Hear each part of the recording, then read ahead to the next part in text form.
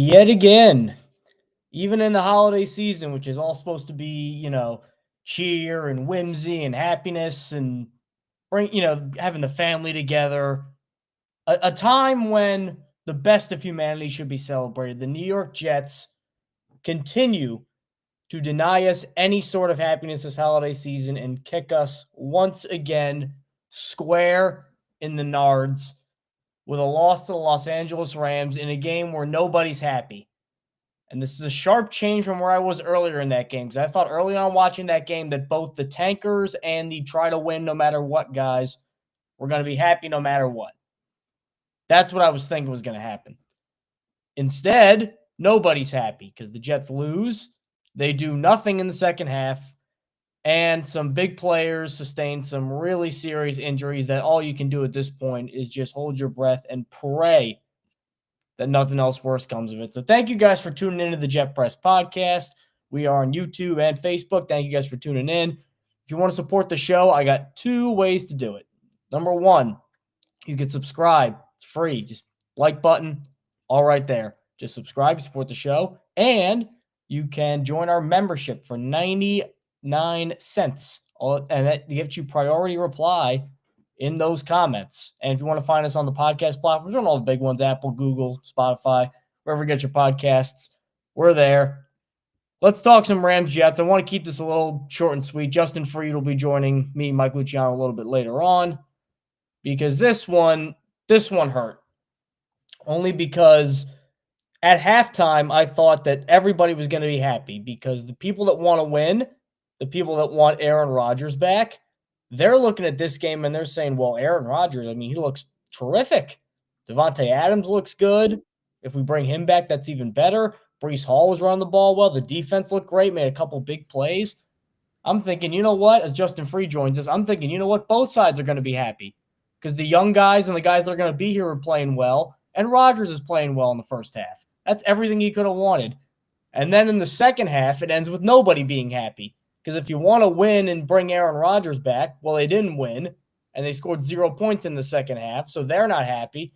And this is all about the future and developing Olu Fashanu, who's been maybe the Jets' best individual player in the last 5 or 6 weeks. He suffers an injury, technically a foot injury, but it did not look good. He's been carted off the field, and I'm concerned. I did look it up, by the way, because I was nervous about, we don't want to say the A word around here, but I looked up what the Jets said when Aaron Rodgers was ruled out in the first game of last year, and they called that an ankle injury, and they're calling this a foot injury. So that's different.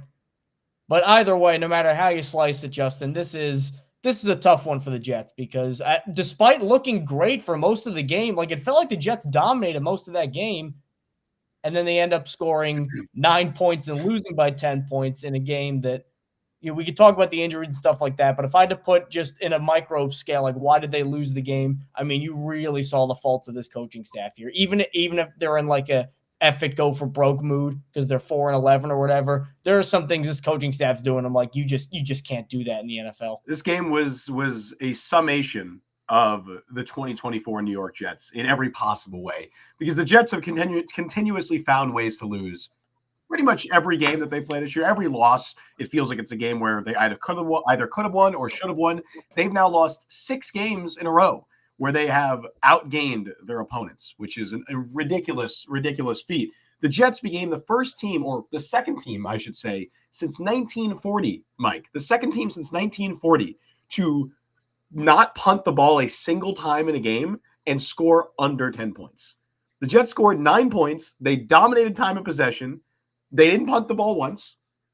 And they controlled the line of scrimmage. This is a game, by all accounts, the Jets should have honestly handily won. It felt like you said, Mike, it felt like they dominated a lot of the game because they did. And yet they still scored 9 points. They still lost by double digits because that's what the Jets do. That's what the 2024 New York Jets are. And a lot of it is coaching. You're right. I mean, Jeff Ulbrich, again, I've tried to be as kind as possible to his situation because he's been put in a really, really rough spot. It's a disaster. And some of it, like you said, was, they're in what do we have to lose situation. Like they're kind of in that mindset where they're going for it in certain situations where maybe they wouldn't if it was a more important game. The coaching in this game was really bad. And then I hesitate to bring this guy's name up, But in terms of how he manages in the game, I mean, he might be Adam Gase. It might be worse. In terms of how stuff looks in the game Yeah. purely, I mean, it's that bad. I'm not even kidding. It might be worse. And then there's other stuff where you just can't account for. You know, Rodgers, terrible strip sack, doesn't senses the pressure, I guess, holds on to the ball for 10 years and loses the ball. That's on him. Xavier Gipson muffing the punt at the end of the game. Not that it probably would have mattered anyway, but stuff like that, where it's just the Jets finding ways to shoot themselves in the foot, to continuously ruin any chance of a comeback. That's what they do. That's what the 2024 New York Jets have done. I cannot wait for us to be done with this season and hopefully put it behind us and we can move on with a new regime, possibly a new quarterback. We can get into that discussion again if you want, because I'm sure that's what everyone is talking about. I am actually very curious to see what the fan reaction will be after this game, because obviously the reaction once after that Jets-Jaguars game, the consensus shifted quite a bit because fans we have short minds. We have short attention spans, right? We have short memories. So the Jets fans had seen their team beat the Jaguars. They saw their team win a game for only the second time since September. They're very excited. And they saw Aaron Rodgers and the offense look like how they were supposed to look. And everyone was like, oh, maybe we do run it back with Rodgers next year. I am curious to see what the reaction will be after this game. Not that Rodgers played poorly, but the Jets lost. They scored 9 points. Aaron Rodgers had a really bad strip sack that killed the team's chances of winning in a lot of ways. And again, I don't think he played poorly, but I'm very curious to see what the reaction will be to this, and if there are now fewer people that are saying that Rodgers should be back in 2025. Well, I don't think so, only because the line of reasoning that a lot of the Rodgers supporters and the bring him back guys are saying is in 2025, he is by far probably going to be the best option for the Jets at quarterback in terms of production and winning. And I don't think that this really changes that. And again, there are situations like they did score 9 points, but in games where, they don't have Anders Carlson kicking, in games where it matters, they probably end up, kicking field goals to get more points. They probably don't go for it in their 4th and 1 at their own 39 or whatever it was where the Rams turn them over. Like, they probably punt that ball and then things are different and who knows what. Because the defense, I thought, played pretty well today. And I killed because there was no Quinnen Williams, so I thought Kyron Williams was just going to run for 300 yards. He had a really good game, but he didn't do that. Stafford did not look particularly The Rams threw for like 120-something yards. Part of that was they didn't have the ball a lot until the later in the second half. This game flew by quick. There was a period of time where the Rams went without the ball for almost 60 real-time minutes from the end of the second quarter through halftime through the middle of the third quarter. The Jets were dominating possession, and the defense played well. Because the only Rams, the Rams, I believe they're only they had 2 touchdowns, right? They had 2 touchdown drives, but one of them they gave them ball their own 30. I think they're both short fields, if I remember correctly, right? Maybe I'm off on that. No, because the second one was when they were going midfield. That's right. The Rams finished with 110 total passing yards in this game. The Jets outgained them 321 to 242. They out-timed the possession them by a good amount. And they lost, and they scored 9 points. It doesn't make sense. It defies logic, but that's what the Jets do. But I think logically, you're right, Mike. I just don't think fans are going to be thinking logically necessarily. Logically, you're right. This game shouldn't change your opinion. If you thought the Jets should bring back Rodgers in 2025, this game shouldn't change that. If you thought they shouldn't bring him back, this game shouldn't change that. I do think a lot of people will just kind of have that short memory, that short mindset of the Jets lost this game. They'll remember the one Rodgers play. And they'll be like, oh, well, now here's why you can't bring him back. And part of me, you know where I stand on this. I am still firmly in the camp that I don't think they should bring him back next year, while agreeing with you that I do think he's their best chance to compete in 2025. I don't think they have a good chance to compete, regardless of who their quarterback is. But yeah, I don't know if we want to get into that whole discussion again. We could revamp our Kirk Cousins discussion from last Wednesday if you want to. Oh, that was preposterous. Justin wants Kirk Cousins over Aaron Rodgers. Wants is a strong word. Wants is a strong word. It would not be my top choice, but I see a world where it makes sense. Is kind of my stance on that. I would still if you give me Justin Fields versus Kirk Cousins, I would take Justin Fields. The other thing too is, at least watching this game, my first thought, this is getting back to my earlier thing, how at the end of the first half, I went from everybody's happy to nobody's happy. Yeah. Well, the first half, my thought was this offensive line, I mean, my God, it's not only good, it could be great. Fashanu looks great. Tippmann looks great. Like, I haven't seen a Jets offensive line this good since And we've been Rex. saying this shit, or at least like I feel like I've been saying this for over a month. And I remember us talking about this over a month ago, saying, "Hey man, Jets offensive line's kind of balling. They're kind of playing well, especially after Fashanu took over for Tyron Smith at left tackle." I was like, The upgrade yeah, is like the offensive shocking. line is playing well, and people are like, "Oh, Aaron Rodgers still can't. He has no time to throw. They still can't run the ball." And I'm like, "Are we watching the same games?" He had like years Yeah, to I'm like, throw we watched the today. same games. It's been better the last 2 weeks than it was then, but it's been unbelievable the last 2 weeks. Unfortunately, the Olu Fashanu injury is devastating, and I really hope, set up a prayer circle, do whatever we got to do, that it's not a serious injury. Foot scares me because I know you said that, Achilles injuries are weird because usually they'll call it, I mean, sometimes they'll call it an Achilles, but if they don't, usually they'll say either ankle or calf or what they'll say instead of foot. But I have seen foot said before. I would say it's probably unlikely that it's an Achilles based on the language that they're talking. I mean, Ulbrich was asked about it after, and he didn't really have an update, but he said, we're waiting to see the severity. I think if it was an Achilles, they probably already know the severity, especially since they rolled them out quickly. My guess is they're waiting to see. Again, we are not doctors. We do Correct. not even claim to be even close to Correct. being doctors. My This complete is guess, not a medical my opinion, complete but guess, just based on the language that's being used, is that it's a foot injury, and they are waiting to see if it's broken, and they're doing tests and X-rays. That is my guess. It could. it's fun, not fine that his season, but like I'd rather, we know he's good. All right, take these 2 games off, and then we know we got a left tackle next year. I'm fine with For that. sure. I mean, it sucks. The problem that I'm afraid of is this bleeds into next year, which I would be very. And it does suck because you want your young players to get as many reps as possible. I do agree that I'm with you. I think Olu Fashanu is a very good left tackle, and I don't need to see more from him, but I'd like to. There's not a lot to watch the Jets over the last watch the Jets for over the last 2 weeks. Like, there's not really a lot of reasons to tune in. Olu Fashanu has been one of those reasons, and if he's not playing, that makes me very sad because now I have to watch Max Mitchell play left tackle, and that's not fun. Yeah. Aaron Rodgers chasing 500 touchdowns. He's at 499, and then he stopped looking Garrett Wilson's way once he got to 499 because he wanted to make sure Devontae got that 500. This was the perfect storm of things that would make Garrett Wilson ask out, though. Like, Aaron Rodgers only throwing to Devontae, they lose, they only score 9 points. Yep. Like, this is it was like, if you want, I didn't want this. I still don't think he ends up coming to a trade, but like, it's a perfect storm of everything that could get him irritated and make him want to ask for a trade more. I wouldn't blame him. But I also don't think they trade him. But yeah, with the offensive line, they got it, man. Like, they got four starters going into next year, possibly 5 if they bring back Morgan Moses and then bring in some competition. There is such little work that needs to be done with the offensive line in the offseason that really the things I'm thinking about is like, okay, do we re-sign Morgan Moses? Do they draft? Look, ideally, one of these days, in a perfect world, the Jets should be able to hit on a mid-round offensive lineman. It feels like it's been a decade since they've been able to do that. When's the last mid-round offensive lineman? Like, I'm talking rounds, even I'll include round 3 to 6. When's the last mid-round offensive lineman that was a solid player? I don't know, Brandon Shell? Yeah, I think Brandon Shell. And he started like 1 year after he left the Jets, 2 years with Seattle. I liked Brandon Shell. 2 years with the Seahawks. Yeah, he was a 5th-round pick out of South Carolina. I liked Brandon Shell. Shell might be the last one.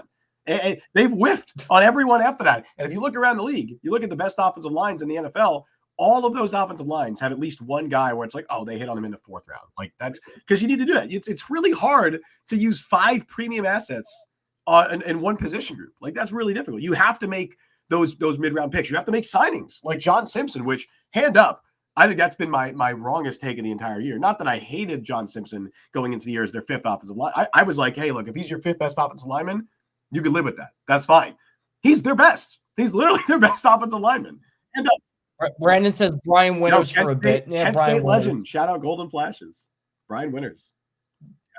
Didn't their coach get sued for something? Kent State this year has been probably the worst FBS team in like modern college football history. They're awful. But have I told you the reason I like Kent State, Mike?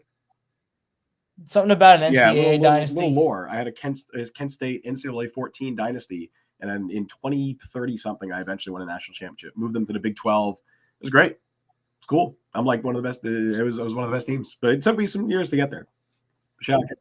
Let's get to some comments. Jeff, what was up with both kickers today? Bad kicking environment and just they both suck. Well, look, Anders Carlson missed 1 kick right going into this week before this. I don't want to say he sucks yet. I was very high. Why'd nobody want him until the Jets were on Kickers option are number ridiculous, 4? man. Kickers are dumb. Like when the Jets got Jason Myers, he was off the scrap heap. Now he's been a great kicker in the league for years since then. Like weird shit happens with kickers. Brian Sternbeck, I wonder if Rodgers still wants Ulbrich back after that 4-minute drive. I don't think if Rodgers comes back, if Rodgers wants Ulbrich's not Hackett back after everything he's done, like what? I don't think bad coaching is the prerequisite for Rodgers not wanting you back as a coach. If he likes you and he's your friend, he's gonna want you back. I don't think he likes. I don't Ulbrich, think he likes though. Ulbrich like he likes Hackett, obviously. And I think he liked Saleh in a way where it was like a respectful business relationship, not like on a personal level. But I don't think he dislikes Saleh. Hackett is his like best friend. That's his buddy. It's that their relationship transcends the sport. Whereas Saleh and Ulbrich is a you're using some weird language here with that. It's true. It's true. They're very close. Like a Danielle Steele novel here. Let's get to Brian Sternbeck. Betting the result of the Panthers game. Panthers are probably going to kick a field goal and win. Really? The Jets will split sole possession of the NFL's worst record against the spread since 2021. Wait, what happened? It just the Panthers got the ball for 21. I saw the Cardinals made like a 58-yarder. Well, yeah, then overtime happened. The Panthers had the ball to Cardinals. That's 21. massive for draft position. The Jets might leapfrog the Panthers if that. Well, no, I checked. If the Panthers win, the Panthers would still be. The Jets would be. The Panthers would be 7, and the Jets would be 8. Depends on the strength of the schedule tiebreaker. That strength of the schedule tiebreaker. And then there's a difference of 0.004 in that, so that could very well change by the end of today. We got 2 more from Brian Sternbeck. Jamison Crowder just caught the game-winning touchdown. Good for him, man. Still kicking around in the NFL. He was hurt. And Michael Carter just converted an overtime. This is the first game Michael Carter's played this year, by the way. This is the first game he has played in 2024. Yep. He has not played a single game. Panthers win. So he was 4th string there. I guess because they had Connor and they had Trey Benson. And Connor got hurt. That's why he's playing today.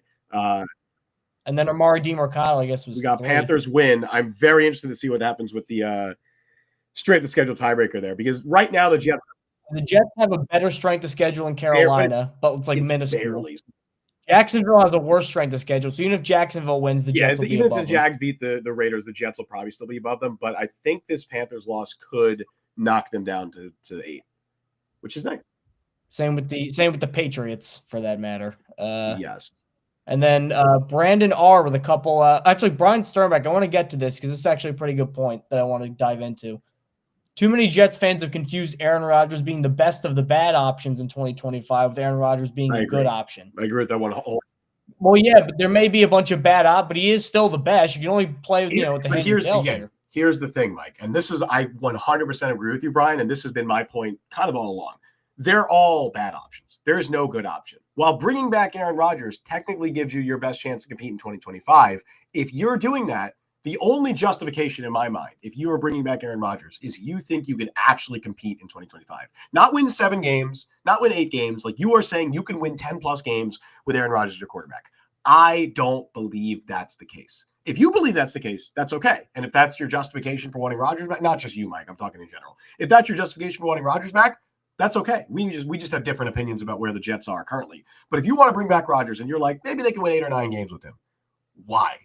Why would you want that? Not only because draft pick, whatever. Financially, you are in such a worse place if you bring back Rodgers for another year. And that's why I strongly believe that the next regime that comes in, if there's no Woody influence, which we can't rule it out, there might be Woody Johnson influence. But if Woody legitimately lets the next regime make the decision, I don't believe they're going to want Rodgers back, because you are taking on $63 million in dead cap if you bring him back for another year, and you were either taking that on fully as a dead cap in 2026, which is devastating for 2026. You're definitely not competing that year if you're doing that, pretty much. Or you're splitting it between 2026 and 2027, and you'd have I think over $40 million in dead cap in 2027, which is 3 years from now. I don't see why any new regime would want to handicap themselves that way. And that has been my biggest reason why I do not want Aaron Rodgers back in 2025. It is not because I want the Jets to be bad. It is not because I don't think Rodgers is technically their best option to compete. It's because I'd rather not punt on 2026 and 2027 for an outside chance of maybe possibly competing in 2025. I think it's a lot more smart, a lot wiser to cut bait, to get a clean start, fresh slate, with the new regime, take that full dead cap hit in $49 million, take that fully in 2025, You're not going to be competing that year anyway. And then 2026 and 2027, there's no reason with this roster you can't be competing by then. That's been my point all. Well, you said with this roster, but that also would include Garrett Wilson, who might ask He's not out. gonna- Brees Hall might not get You could- like there's so much of this roster that in the next year, we're at an inflection point where they can't keep everybody. Ideally, you thought that you could say, well, you can't keep everybody, but we're gonna keep Garrett Wilson. I don't even know at that point. You know why it's a lot harder to keep those guys if you have $63 million in dead cap on the books in 2026 and 2027 when those extensions would have to kick in. You are much less likely. Well, it's also hard to keep these guys if you suck and they don't want to play for you. Not really. Garrett Wilson's under team control for the next 4 years. They got no reason to trade Garrett. So was AJ Brown. Right. And so just don't hire John Robinson. just don't hire John Robinson and you're good. And that's fine. Well, all right, here's a hypothetical, because I still think at the end of the day, they really are just gonna leave it up to the coach, I think. Leave it up to the new regime what they want. Who's your favorite possible coach for them right now? It's between Vrabel, obviously. You can hire anybody. Blank check. Probably Mike Vrabel. Yeah, Vrabel. If Vrabel says, I am adamant, I want Aaron Rodgers my quarterback in 2025, do you hire him? Yeah, I would still hire him. Okay, so you're more concerned then, I guess, about the coach than Rodgers. Yeah, I would like to have Mike Vrabel as the head coach, and if that requires, I don't think. I can't say I don't think. I don't know. I would be surprised if Vrabel came to the Jets and wanted to run it back with Rodgers. Not just Vrabel, any GM and head coach. I truly think if you are a GM and head coach coming to this team, why would you want to handicap yourselves in 2026 and 2027? Why do you want to do that? Well, would you rather tie yourself to Jalen Milroe? I'm not saying they have to draft a quarterback this year. Well, I guess the point is more so nowadays than I think at any point in the league. I think they're less patient with coaches now, outside of a couple organizations. And I think the Jets are one of those organizations, because the Jets have given their coaches and more specifically their GMs so much time. Joe Douglas got a 6-year contract, played out, or he coached out, or essentially he was on the roster for that entire 6 years. Robert Saleh. Well, they came in with a team that had nothing. This team would at least have something to build on. The GM is going to have 6 years. And that's the thing, Mike. You are much less likely to turn it around in short order if you keep Rodgers around, because you are now handicapping yourselves in 2020. Here's the thing: if you bring back Aaron Rodgers, right, you are trying to compete in 2025. We'll see whatever that looks like. I'm not confident that you can compete in 2025, but even if you win 9 games, whatever, you're trying to contend. You are then taking on so much dead money in 2026, 2027 to the point where you probably feasibly cannot realistically compete again until 2028. By that point, it's probably already too late. So a new GM and a new head coach coming in, they're going to want a clean slate. They're not going to want to tie themselves up. Right, but if you look at, I'm just looking at coaches that you just got hired recently. These are different organizations. I get it, that are more patient than others, but Gerard Mayo might be a one and done. Brian Callahan might be a one and done. There's more one and dones out there, especially if you tie yourself significantly more 3 and dones. Because if the Jets bring back Rodgers, they're likely not going to be a great team in 2026 and 2027, especially 2027 with all that dead money. And you might not be able to keep a guy like Brees Hall because they're going to have so much dead money tied up into these guys. So yeah, by the end of 2027, if the results aren't there, which they're more likely not to be if you bring back Rodgers, then they might move on. They're much more likely to stick around long term if they do move on from Rodgers. I wholeheartedly disagree with what you're saying. Well, then you also have to, I've said this before, I know that you shouldn't worry about selling yourself to a fan base, but you have to sell yourself to a locker room. Yeah, for sure. And these new guys are going to come in and they said, all right, I know you guys have a good roster and you guys have performed well this year, but we're going to get rid of Aaron Rodgers, which means we also got to get rid of Devontae, and then we probably have to get rid of Garrett Wilson. But we're going to win. That's a tough sell. Mike, they're not trading Garrett Wilson. Somebody clip this in a year when they trade him. Mike, they're not. That's what I'm saying. Every time I say they're not, I have to treat this as something that could happen. Reason to consider trading Garrett Wilson. The Titans had zero reason. Right, and they were dumb. They were idiots, and they shouldn't have done that. They might hire that guy. If they hire John Robinson and they trade Garrett Wilson, then they're asking for this shit.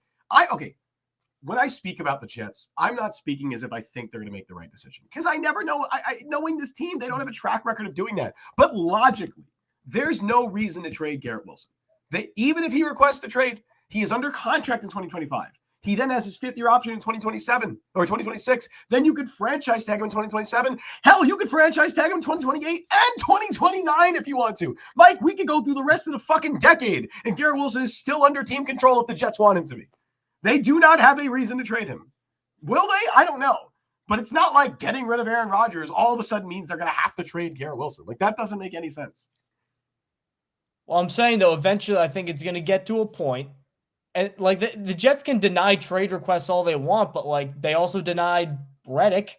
Did that not come back to bite him in the ass? This is a great point by Brian, and I did mention this on Twitter, I think last week when Rodgers talked about potentially taking a pay cut. Brian said, for what it's worth, Rodgers' dead cap total, if cut or retired in 2026, would not necessarily be $63 million. That's true. That number assumes that he is kept under his current contract and then released or retired. I am significantly more in favor of bringing back Aaron Rodgers if his contract is adjusted.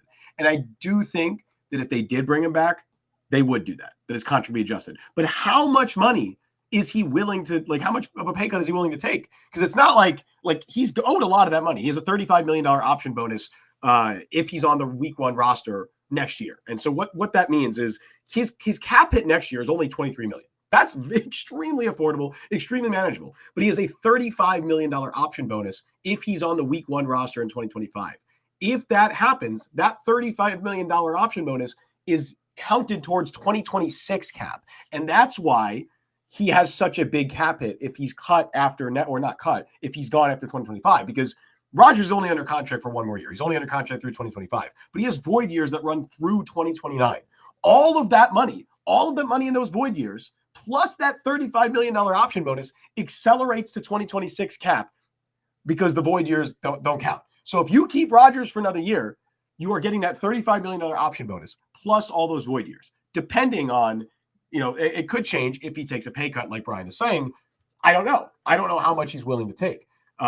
Brian said Rodgers under contract in 2026. Yeah, OTC considers it a void year because it's considered unlikely. Exactly, that he would be in 2026 under his contractual salary. Yes, he is. It is a void year in 2026, and I think through 2029. Brian said he's under contract through 2028 if he decided to keep playing, but his guarantees are up after this season. Yeah, they're all void years. Like, they're not real years on his contract. They're like years on his contract, but his current contract runs through 2025. He would not play under the current contract in 2026. And I guess the point that why I'm so stuck on the Wilson trade, though, like if you get rid of Rodgers, like you are correct in that the Jets have no incentive to trade him and they have contractual control over him for years and years and years. But, and I know that A.J. Brown's example I keep using, but look across the league of both veterans and young players where guys are under contract for years and years and years, and they still end up dealing them. Like Garrett Wilson, it would not be the only one. And you could say, well, this team had no incentive to deal player X, and they dealt him anyway, partially because of finance and partially because they made a stink and didn't want to be here. Like, this happens I don't quite think frequently. Garrett Wilson would be the guy to make a stink like that. And then there's a couple of other things to consider. One, he's still on his rookie contract. He is still an incredibly, incredibly cheap and valuable asset.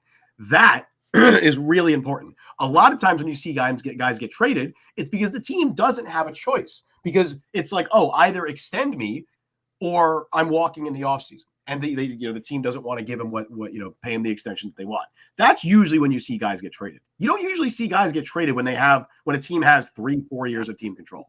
That rarely happens. A.J. Brown is an exception to that rule. But I mean, look at Brandon Ayuk. That was a perfect example. The Niners did end up eventually extending him. Deebo Samuel, another one that they eventually did end up extending. Even those situations, the Ayuk situation was pushed to the very last minute because he was a free agent at the end of the year if the Niners didn't extend him. So they were kind of on a timeline there. The Jets aren't on a timeline with Garrett Wilson. They don't have to trade him. Even if they don't even think about using the franchise tag, they still have 2 more years of full team control before even thinking about a franchise tag, which is a lot of money for a wide receiver. And that is also something to consider, that while they could tag him in 2027, it's a lot of money.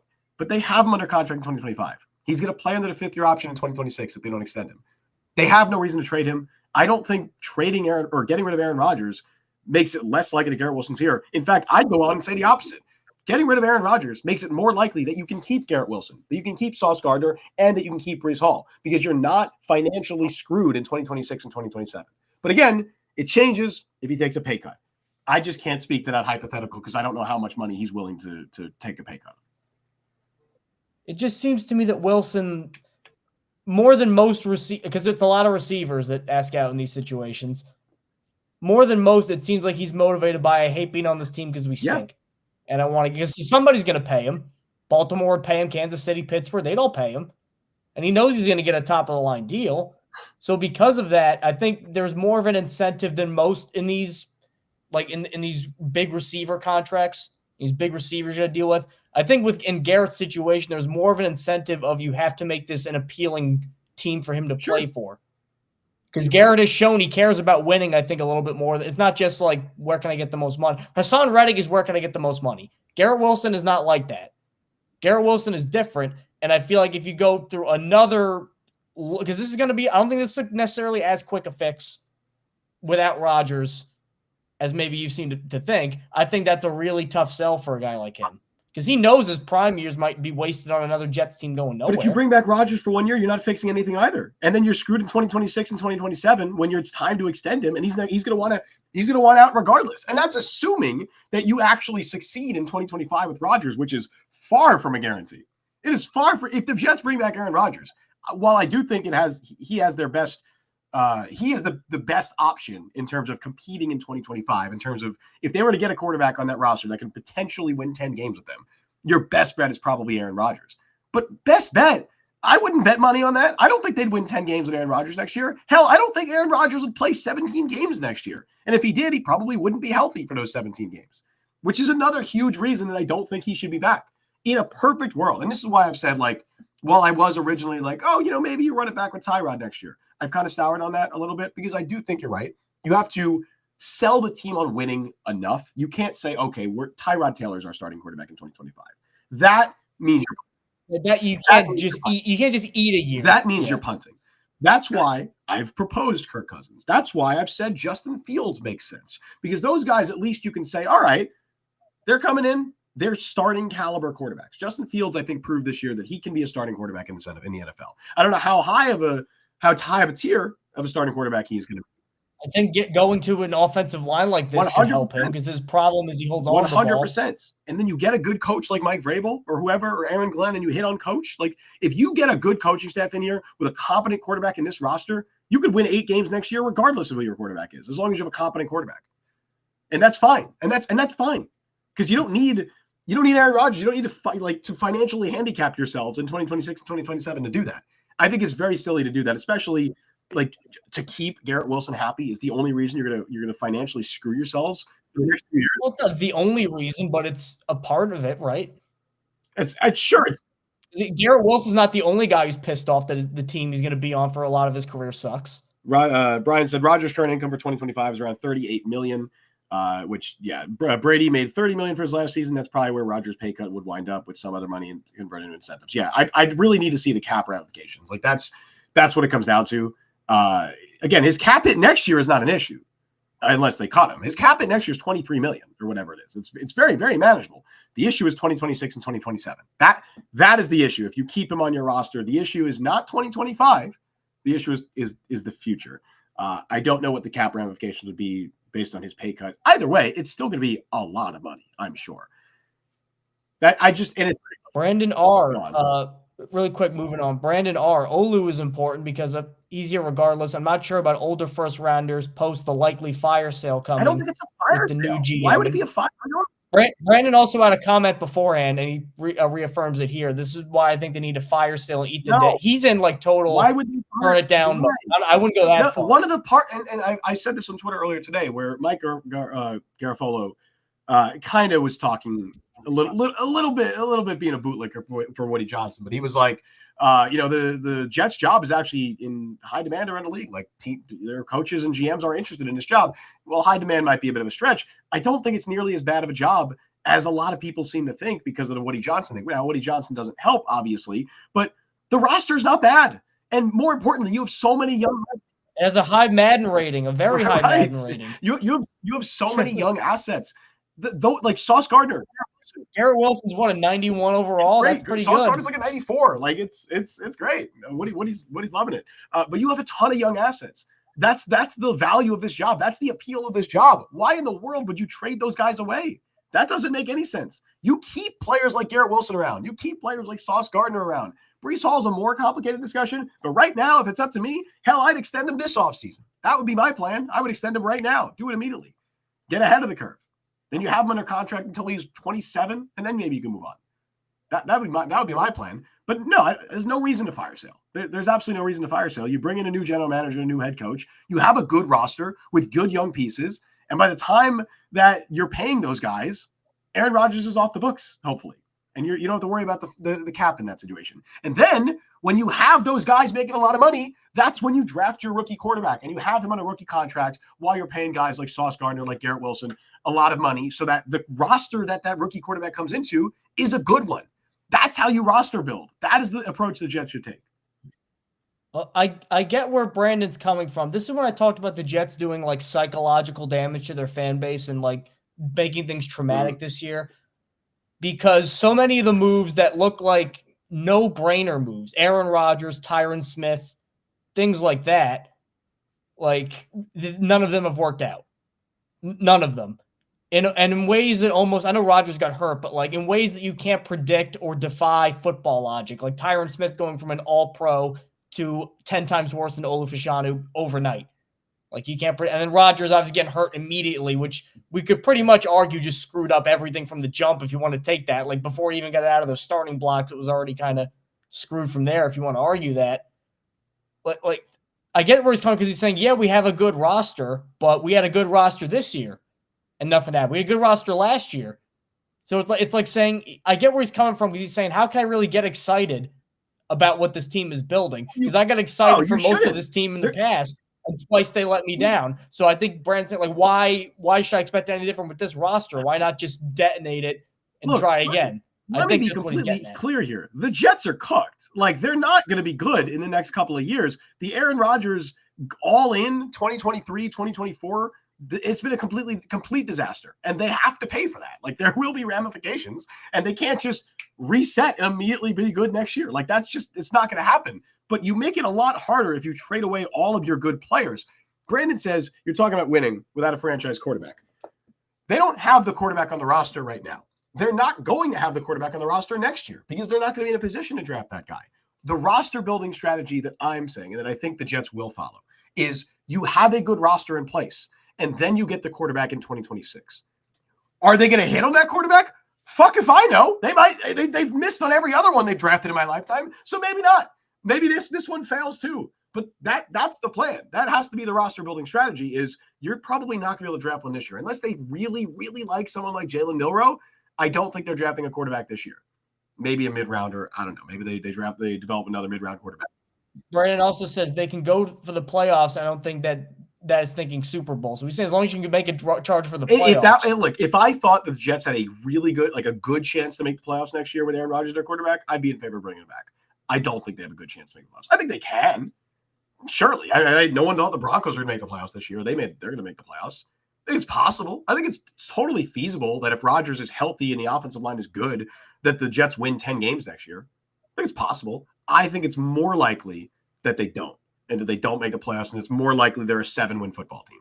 And that's where my opinion is. But if you think, as I hit my mic, if you think there's a good chance they can make the playoffs next year, that's okay. I just disagree with that statement. I think you may have some of that trauma then, Justin, I could argue. Do you think there's a good chance they make the playoffs next year if Rodgers is their quarterback? Define good chance. Greater than 50% chance. Greater than 50%? Yeah. That it's more likely. I would say yes, but narrowly. Only because you're going to get Aaron Rodgers back with most of this offensive line, if he stays, most of this offensive line. That probably means Devontae stays. That probably means Garrett Wilson stays. That's an elite wide receiver duo. You have Breece. You have core pieces of this defense that once upon a time when they had Salah was good. I really do believe, and maybe this is just like me pining for a new day, but what we have right now in Ulbrich as a coach is, we even said it on this show, we compared it to Adam Gase, is so rank that even if you hire a B+ coach, I think through osmosis and Rodgers just being a little bit healthier. Again, we can't assume that guys are going to get hurt because that's weird. just hiring even a B+ coach, the upgrade from the F that Ulbrich is. I mean, this is a complete failing grade that he's got so far. I think that could be enough to give, because a lot of these losses, like we said earlier, have they really ever gotten blown out outside of Arizona? Pittsburgh, kind of. And they were in that game at halftime. In the second half. Like, they've never been getting blown out. So that's why I'm more, because so many of these losses are like close coaching things, missed field goals, untimely penalties. Like, that's stuff that a new coach can clean up. Like, if they had this same record, but it was like New England where they're losing by 20 every week, then I'm not as optimistic.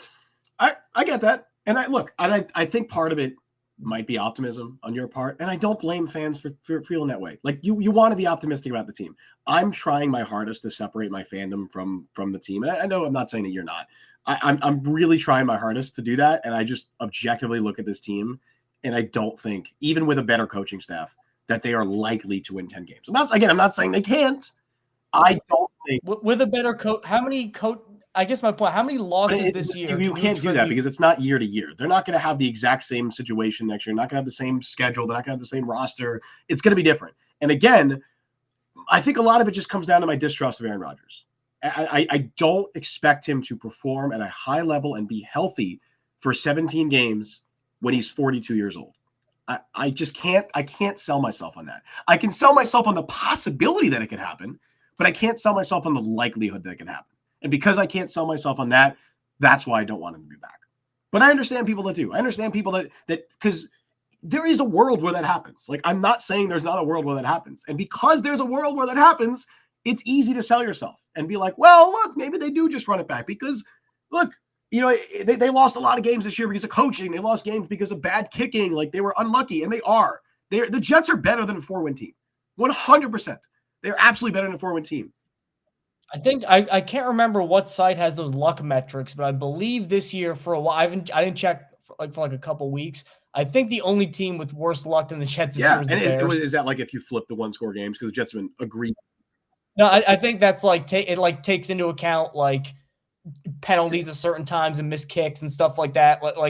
And of course, who's high this year? You know, Kansas City's really high this year. Minnesota's high this year. No, they've been incredibly unlucky, and part of that, the unluckiness, is bad coaching and just bad culture. Because when you constantly lose in the ways that the Jets do, it really multiplies and amplifies, and it becomes a trend, and it's the culture, right? It's the culture of losing.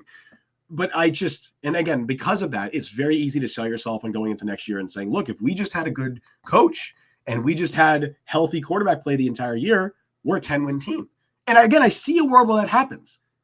I don't think it's a likely world. But also, I'm pushing back on this. Nixon's Jets play soft in the trenches most of the last 2 decades. Okay.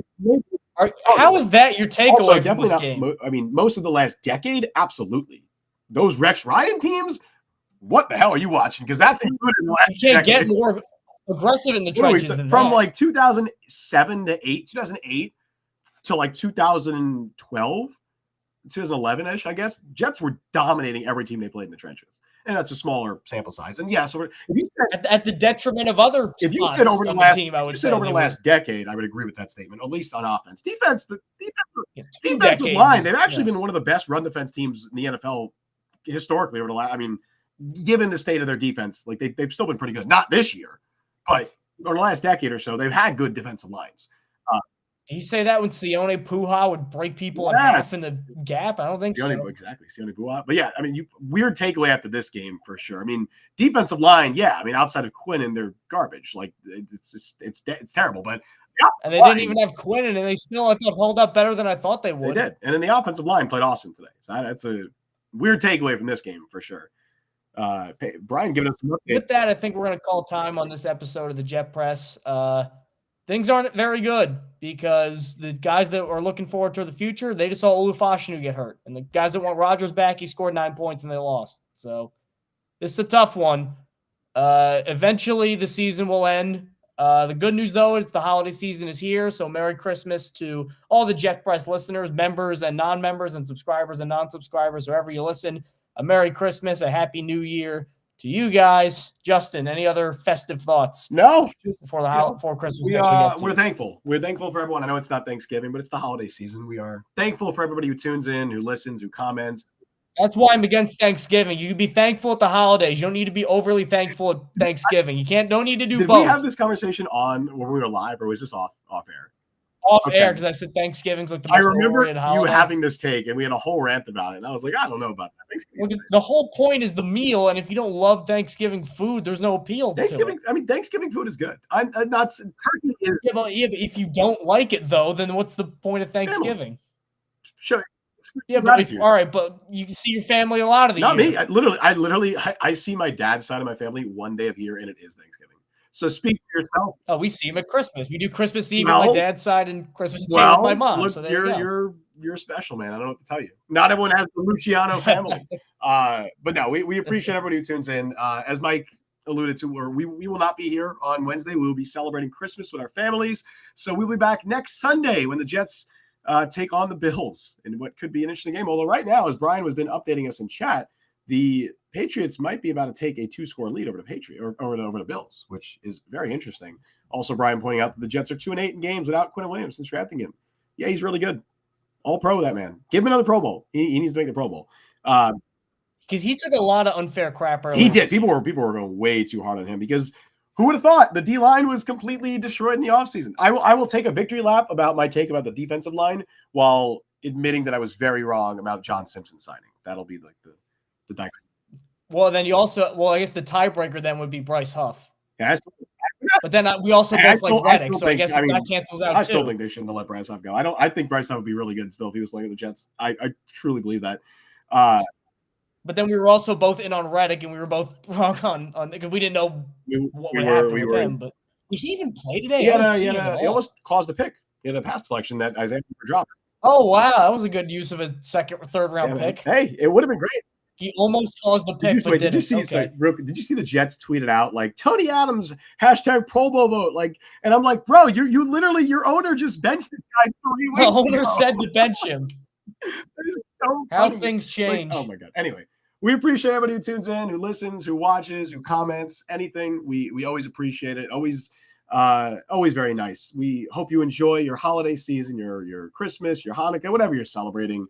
And as always, thank you all for joining us on the show today. Go follow Mike on Twitter @ByMikeLuciano. Follow me on Twitter @Justin T. Fried. Follow Jet Press at the Jet Press. Download the Jet Press podcast wherever you get podcasts. Check us out on YouTube. Subscribe, hit the notification bell. Also, you can become a member for 99 cents. You get your comments prioritized in chat, and it's a great way to help support the show. We stream live normally every Wednesday at 3 p.m. Eastern Time, although we will not be live this Wednesday and live immediately following every single Jets game, which means we will see you guys next Sunday. Thank you all for listening to Jet Press Podcast. I've been Justin Fried. That's been Mike Luciano. Happy holidays, everyone. We'll see you next time. Merry Christmas, everybody. Thanks for sticking out this whole year with us.